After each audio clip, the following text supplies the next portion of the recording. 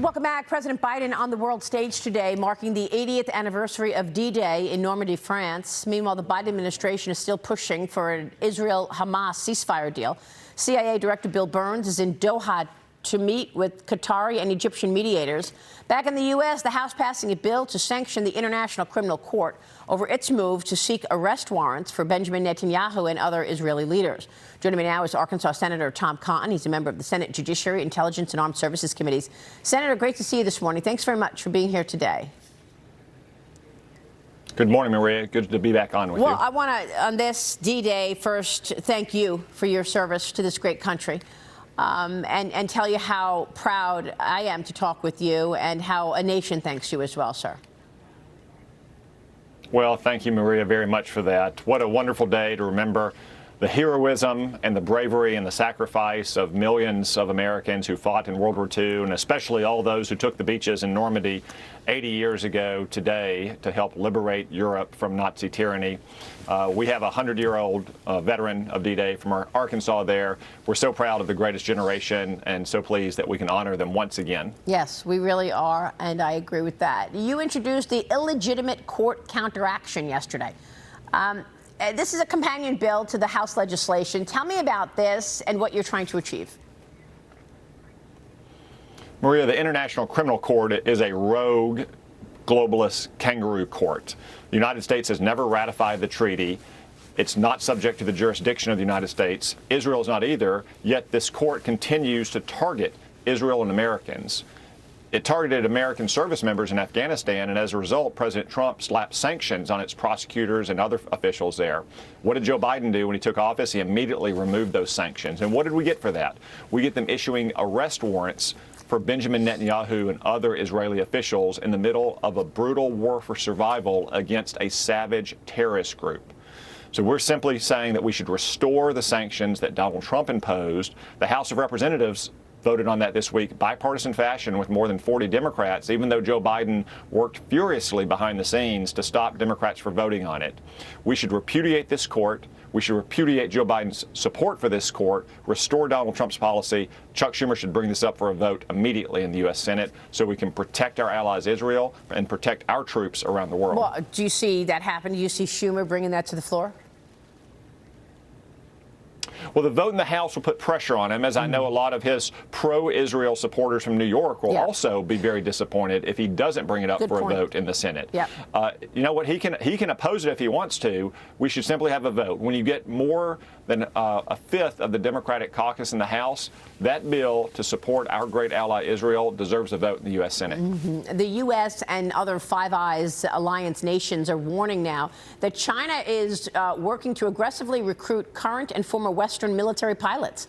They want those pilots to train their Air Force and Navy aviators. The alliance describing the effort as a persistent threat. Senator, I want to get your thoughts on this, because here we are talking about Nazi Germany on the 80th anniversary of D-Day, and the Communist Party has been showing lots of similar ways. And now, in addition to stealing intellectual property from America, they want to hire our pilots.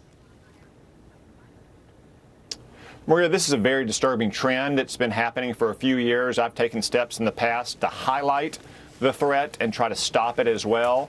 This is more about our allies and their former pilots who are helping China train its pilots, something that President Biden and the administration should be doing more to pressure our allies to make sure that pilots who are trained in NATO or other American allied militaries, oftentimes with American aircraft and expertise, are not turning around to train communist Chinese pilots. We never would have allowed this to happen during the Cold War. We never would have allowed European pilots to train Soviet Russian pilots. We certainly shouldn't allow it to happen with communist China.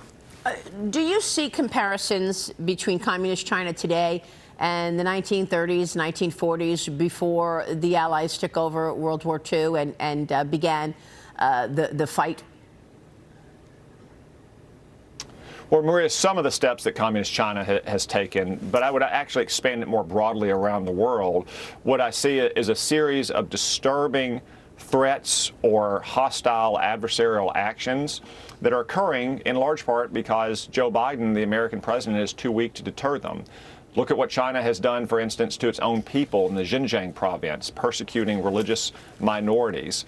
Look what it did to Taiwan just last month, totally encircling the island in supposed military exercises, which look suspiciously like a rehearsal for an invasion. Look what Iran has done in the Middle East, not just targeting Israelis with genocidal attacks on October 7th, but allowing their proxies to shoot at U.S. Navy vessels in the Red Sea without really being shot back at President Biden's utter failure to withdraw our troops safely and securely from Afghanistan in 2021 that led to Vladimir Putin's invasion in Russia.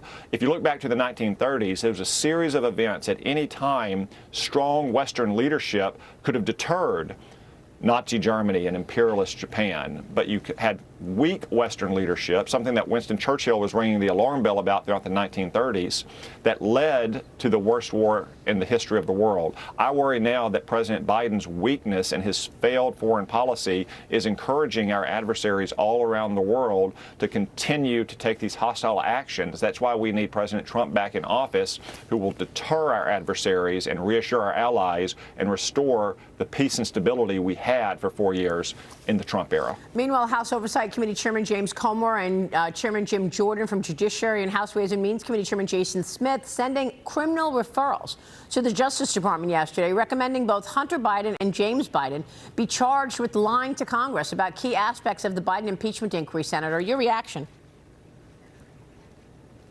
Well, it's not surprising, Maria. I mean, Hunter Biden lies usually when he opens his mouth. He's literally on trial right now in Delaware for lying on federal forms. I take these allegations very seriously, and I call on Merrick Garland to immediately investigate them, just like he did anytime Nancy Pelosi and the Democrats referred people for criminal prosecution who had worked for Donald Trump or who had been in Donald Trump's campaign or otherwise supported Donald Trump. What's good for the goose is good for the gander, even when it's the president's son, in particular, given the president's son's already facing charges for lying on a federal form, in addition to other charges like cheating on his taxes. Unbelievable. Senator, you introduced the Constitutional Citizenship Clarification Act yesterday.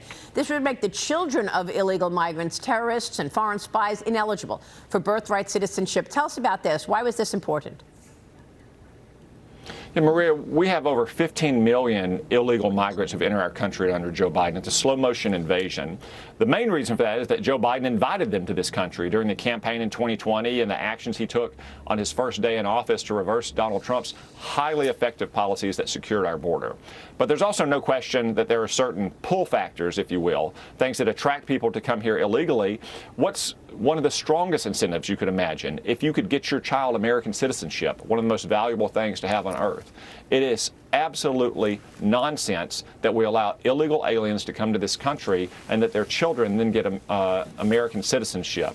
Almost no other country around the world allows that to happen. America shouldn't allow it to happen. Our legislation would clarify that only immigrants who are lawfully present in the United States get birthright citizenship for their children. Are you expecting to take a role in a potential Trump administration, Senator?